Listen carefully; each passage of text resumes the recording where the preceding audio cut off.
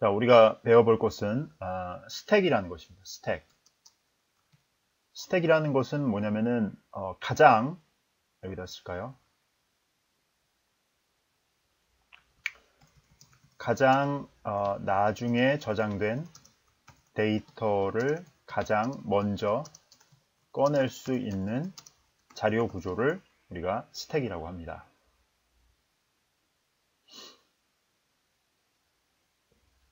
그래서 우리 스택은 쉽게 생각하면 어떻게 생각할 수 있냐면 이러한 항아리라고 생각할 수 있어요.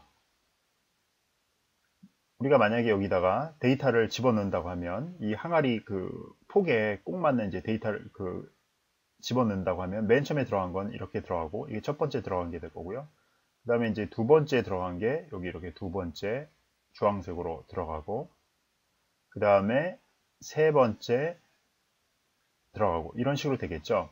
그러면 우리가 여기서 데이터를 집어 넣는 거하고 그 다음에 데이터를 꺼내는 거를 생각을 하면 그 꺼내는 거 입장에서는 누구를 가장 먼저 꺼낼 수 있겠습니까? 1번이나 2번은 3번을 꺼내기 전에는 절대 꺼낼 수가 없겠죠. 그래서 3번을 꺼낸 다음에 이제 그 다음 걸 꺼낼 수 있는데 스택은 이런 성질을 이제 가진 겁니다. 즉 가장 나중에 저장된 게 누굽니까? 3번이 가장 나중에 저장이 되었죠. 3번이 가장 나중에 저장되는데 얘를 가장 먼저 꺼낼 수 있는 자료 구조. 그럼 반대로 얘기하면 어떻게 될까요? 반대로 얘기하자면 가장 먼저 저장된 데이터를 가장 늦게 꺼낼 수 있는 자료 구조. 이게 바로 스택이 될 것입니다. 그래서 이런 성질을 우리가 간단히 영어로 뭐라 그러냐면은 영어로는 우리가 LIFO라고 합니다. LIFO.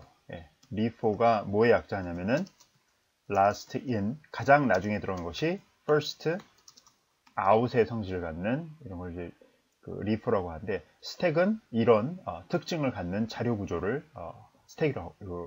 스택이라고 합니다. 그러면 이 스택을 어디서 유용하게 쓰느냐? 그거는 이제 좀 약간 별개의 문제인데 그것에 대해서는 한번 우리 예제를 통해서 살펴보도록 하겠습니다.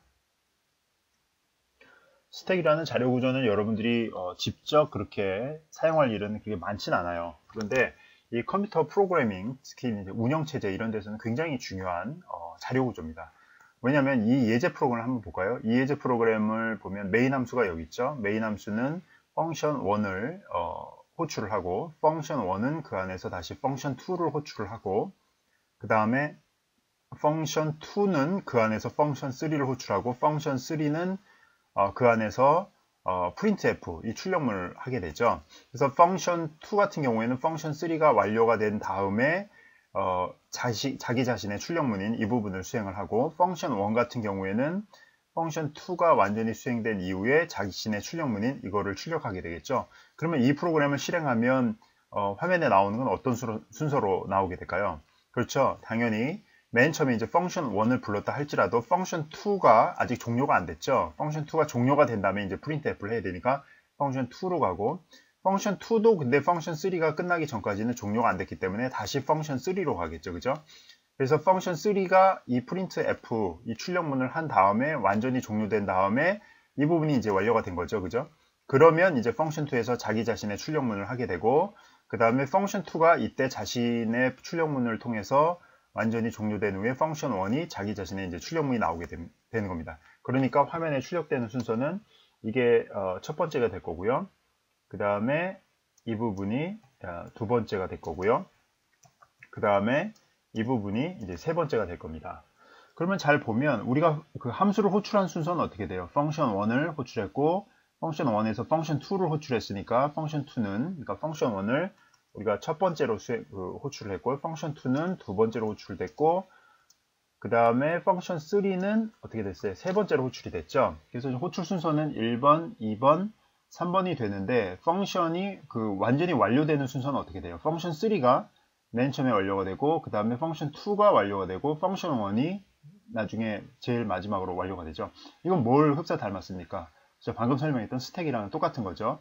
즉 가장 먼저 불린 펑션 1은 가장 나중에 수행을 완료하게 되는 거죠. 이런 식으로 이런 이제 그 C 프로그램에서 함수 간의 호출 이런 관계를 함수 간의 호출 관계를 저장하는데 이 운영체제에서 이 스택이라는 자료 구조를 사용합니다. 따라서 이 스택이라는 자료 구조는 이 운영체제에서 여러분들이 그 프로그램을 수행하는 데 있어서 아주 중요한 자료 구조라고 할 수가 있겠습니다. 그래서 스택이 어떤 용도로 쓰이는지, 물론 여기서 이제 스택이 어떻게 자세히 쓰이는지 그 안까지는 제가 설명을 안 했지만 대충 이런 순서 같은 거를 저장하기 위해서 사용한다라는 것을 여러분들이 알 수가 있을 겁니다. 이거 한번 실행해서 실제 실행 결과를 한번 확인해 보겠습니다. 실행 결과를 보면 그렇죠. 제가 말씀드린 대로 This is function 3가 맨 먼저 수행이 돼서 여기 출력이 됐고요. 그 다음에 2번, 그 다음에 1번이 되는 것을 볼 수가 있습니다.